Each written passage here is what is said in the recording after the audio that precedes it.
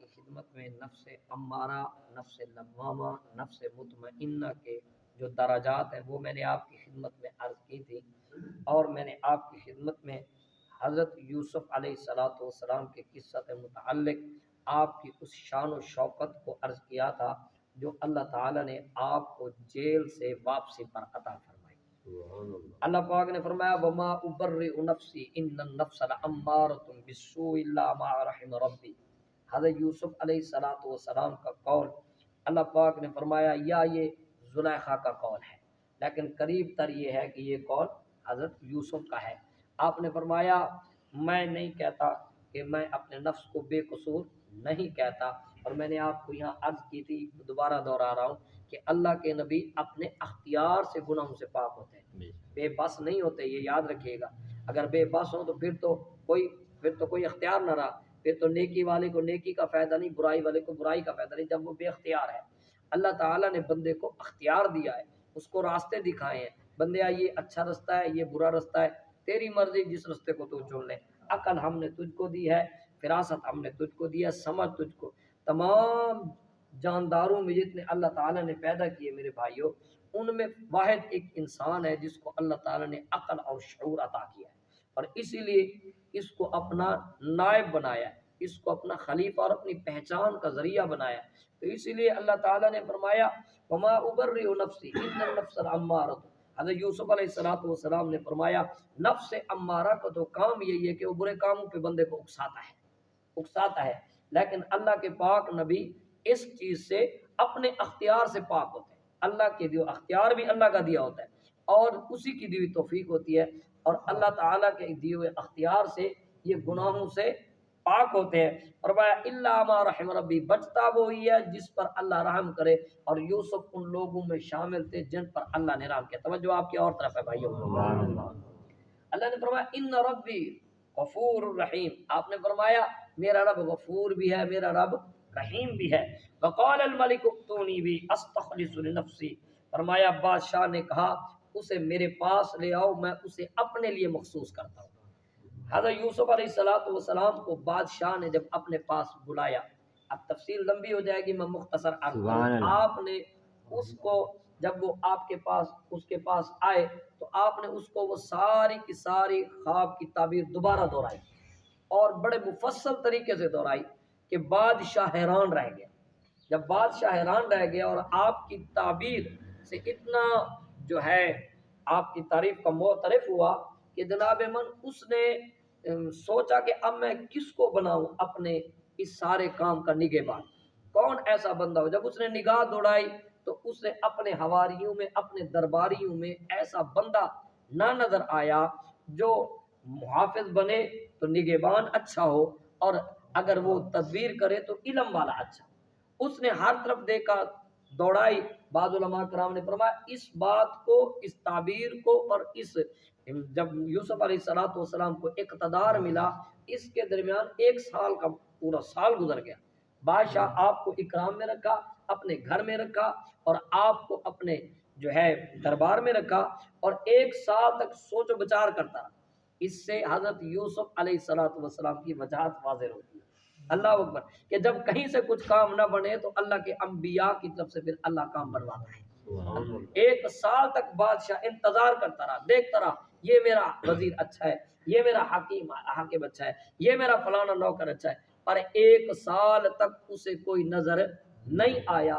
جب نہیں نظر آیا پھر یوسف سمجھ آیا۔ اللہ اکبر، پھر اس نے بلایا اور کہنے لگا اے سچے یوسف، آپ نے پہلے تدبیر جو بتائی ہے، تعبیر جو بتائی ہے، وہ بالکل میرے ذہن میں لگتی یہی ہے، اس کے علاوہ میرے ذہن میں اور کچھ نہیں۔ اب میں پریشان ہوں کہ میں کس کو اپنا نائب بناؤں، میں کس کو اپنی کرسی دوں، میں کس کو حفیظ اور امین بناؤں، مجھے سمجھ نہیں آتی۔ جب وہ مجبور ہوا، ہم تو یہی کہیں گے، جب وہ مجبور ہوا، اور جب مجبور ہو گیا تو اس نے کہا فلما کلمہ قال انک اليوم لدینا مکین امین، اس نے کہا جب بات کی آپ کے ساتھ، آپ کا انداز کلام دیکھا، اتنا متاثر ہوا، کہنے لگا پہلے صرف تعبیر بتانے میں بے مثال تھے، یہ تو کلام میں بھی بے مثال ہے، یہ تو بات کرنے میں بڑا بے مثال ہے، اس جیسی تو کوئی بات ہی نہیں کر سکتا، ایسا جوامع الکلام تو میں نے آج تک نہیں دیکھا، ایسا گرویدہ ہوا، ایسا گرویدہ۔ مفسرین کرام نے لکھا، اس نے کہا میرا تخت بھی آپ کا ہے،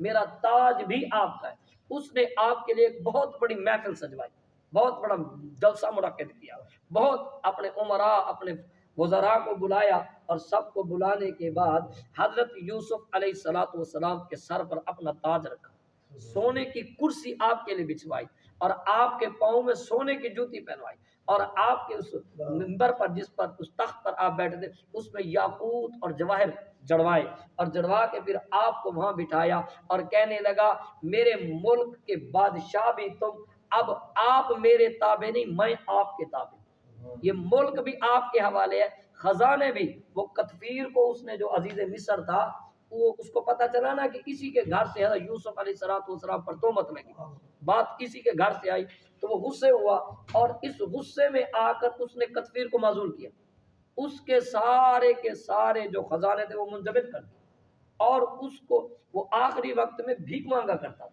اس قدر بادشاہ اس سے ناراض ہوا۔ یہ اللہ جس کو چاہتا ہے عزت دیتا ہے، اللہ اکبر۔ وہ اس کی عورت فراق یوسف میں اتنی روئی کہ نبی نہیں ہو گئی، اور وہ بھیک مانگا کرتی تھی۔ پھر آپ نے جب اقتدار سنبھالا، آپ کے اقتدار کے ابتدائی دنوں میں کتفیر مر گیا، وہ جو عزیز مصر تھا، بادشاہ گھر بیٹھ گیا، اس نے کہا یہ میرا پورا ملک آپ کے حوالے ہے۔ اب جب بادشاہ پریشان تھا، کہو ذرا سبحان اللہ، فرمایا جب وہ پریشان تھا اور دیکھ رہا تھا کس کو وزیر بناؤ، کس کو یہ کام سونپوں، تو حضرت یوسف علی نبینا علیہ السلام نے جو قول کیا، اللہ پاک نے اس کو قرآن بنایا۔ اللہ نے فرمایا قال اجعلنی علی خزائن الارض، حضرت یوسف علیہ السلام نے فرمایا اے بادشاہ مجھے اپنے ملک کے خزانوں پر مقرر کر دے، مجھے اپنا وزیر مقرر کر دے، یا مجھے اقتدار دے دے، میں یہ کام حسن ظرف سے اور اپنے علم کی بنیاد پر کر جاؤں گا۔ انی حفیظ علیم، فرمایا بے شک میں حفاظت کرنے والا بھی ہوں، میں علم والا بھی ہوں۔ یہاں کچھ اعتراضات ہیں، وہ جواب دینا بنتے ہیں۔ اعتراض نمبر پہلا وہ یہ ہے کہ اسلام نے اقتدار کو لینے سے منع فرمایا، جو لوگ اقتدار کے لیے دوڑ دھوپ کرتے، اسلام نے اس سے منع فرمایا۔ آپ کو پہلے سونے آقا کی حدیث سناؤ، توجہ ہوئے سبحان اللہ۔ بخاری شریف کی حدیث پاک ہے، حضرت عبد الرحمن بن سمرہ رضی اللہ تعالی عنہ فرماتے ہیں کہ رسول اللہ صلی اللہ علیہ وسلم نے ارشاد فرمایا اے عبد الرحمن کبھی اقتدار کی طلب نہ کرنا، کبھی اقتدار کی کرسی کی طلب نہ کرنا، ورنہ فرمایا تمہیں اس کے سپرد کر دیا جائے گا، تمہیں کرسی کے سپرد کر دیا جائے گا۔ یعنی مطلب یہ ہے کہ جب تم کرسی طلب کرو گے تو پھر پھنس جاؤ گے، پھر تمہیں طرح طرح کے فریب بھی کرنے پڑیں گے، دھوکے بھی دینے پڑیں گے، غیبتیں بھی، چغلیاں بھی، گالیاں بھی، لڑائیاں بھی، فساد بھی۔ دیکھتے نہیں ہو بھائی، ہمارے جو ووٹ ہوتے ہیں ان میں کیا ہوتا ہے، کیونکہ ہر بندہ اپنی مرضی سے، ایک حلقے میں سینکڑوں بندے کھڑے ہو جاتے ہیں، اگر کوئی پارٹی ووٹ نہ، اگر ٹکٹ نہ دے، بندے آزاد طور پہ اپنا پیسہ بھی خرچ کرتے ہیں، وقت بھی خرچ کرتے ہیں، گالی گلوچ بھی کرتے ہیں، دنگا فساد بھی کرتے ہیں۔ یہ سرکار کے اس فرمان کا فائدہ یہ لے رہے ہوتے ہیں جو یہ سرکار نے فرمایا۔